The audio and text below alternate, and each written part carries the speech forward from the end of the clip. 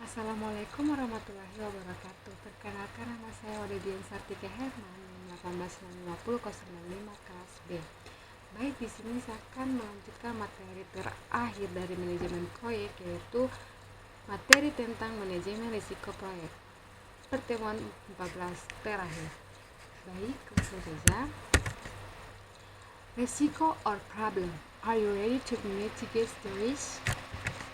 Problem secara waktu timbul dari aktivitas yang dilakukan pada masa lalu sehingga saat ini sudah terjadi dan menjadi sudah diketahui dampaknya. Sebagai contoh, macet di Jakarta merupakan gambaran dari masalah karena sudah terjadi pada kondisi saat ini dan penanganan kedepannya dilakukan oleh manajemen krisis. Risiko, sementara risiko ini merupakan kejadian yang belum terjadi, baru merupakan perkiraan akan terjadinya pada saatnya nanti. Apakah akan benar-benar terjadi atau tidak tergantung dari penanganan dan tindakan yang akan dilakukan. Dengan melakukan mitigasi risiko dalam bentuk mengurangi dampak menerima risiko, membiarkannya atau mentransfernya, maka akan diketahui posisi terakhir kondisi risikonya. Berdasarkan ISO, pengertian risiko adalah efek dari ketidakpastian pada sasaran. Ada 3 komponen yang berkaitan dengan risiko, yaitu efek, ketidakpastian, sasaran. Risiko menurut kamus adalah kemungkinan kerugian atau kecelakaan. Definisi dari risiko proyek adalah sebuah ketidakpastian yang dapat berdampak positif atau negatif bagi proyek. Tujuan dari manajemen risiko adalah untuk meminimalkan potensi risiko negatif sambil memaksimalkan potensi risiko positif. Manajemen risiko proyek ini mengidentifikasi, menganalisa, dan merespon terhadap risiko yang ada selama proyek agar tujuan proyek tercapai. Manajemen risiko dapat dilihat dari pengendalian risiko, pendanaan risiko. Ini ada pengendalian risiko, yaitu risk avoidance, segregation, loss prevention, loss prediction, non-insurance transfer. Sedangkan pendanaan risiko ini risk resistance dan risk transfer. Dalam pengelolaan perusahaan secara umum, fungsi penerapan manajemen risiko pada tingkat perusahaan adalah memperkuat analisis pencapaian strategi perusahaan, memudahkan dalam mengambil keputusan, dan meningkatkan produktivitas perusahaan. Proses manajemen risiko proyek ini dilihat dari perencanaan manajemen risiko, identifikasi risiko, melakukan analisa risiko kualitatif, melakukan analisa risiko secara kuantitatif, merencanakan respon terhadap risiko, dan monitoring dan pengendalian risiko. Perencanaan, input faktor lingkungan, aset, proses organisasi, pernyataan ruang lingkup proyek, rencana manajemen proyek, teknik, planning, meeting, dan analisis. Outputnya rencana manajemen risiko, metode, peran, dan tanggung jawab anggaran waktu, kategori risiko, definisi peluang dan dampak peluang.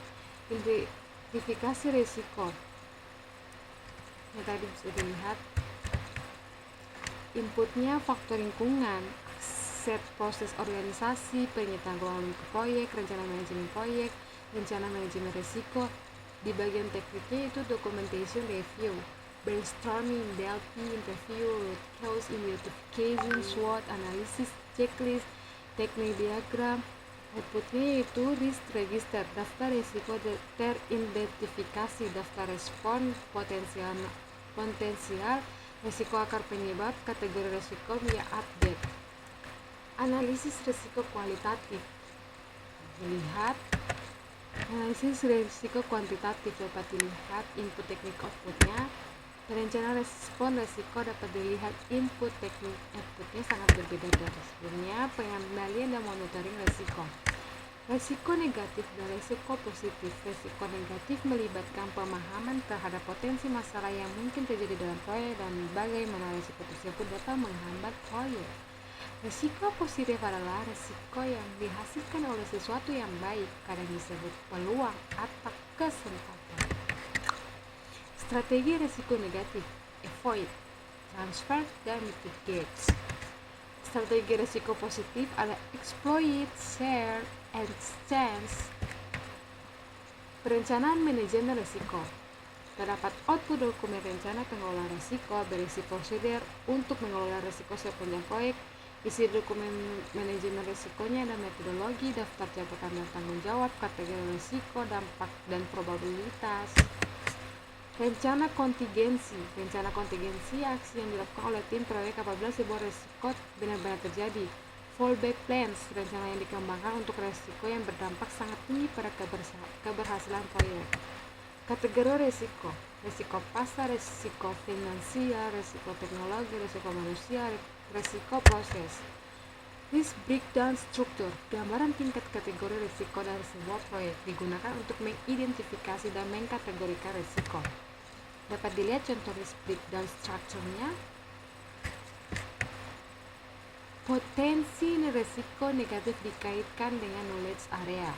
Dapat dilihat integration, scope, time, cost, quality, human resources, communication, risk, procurement.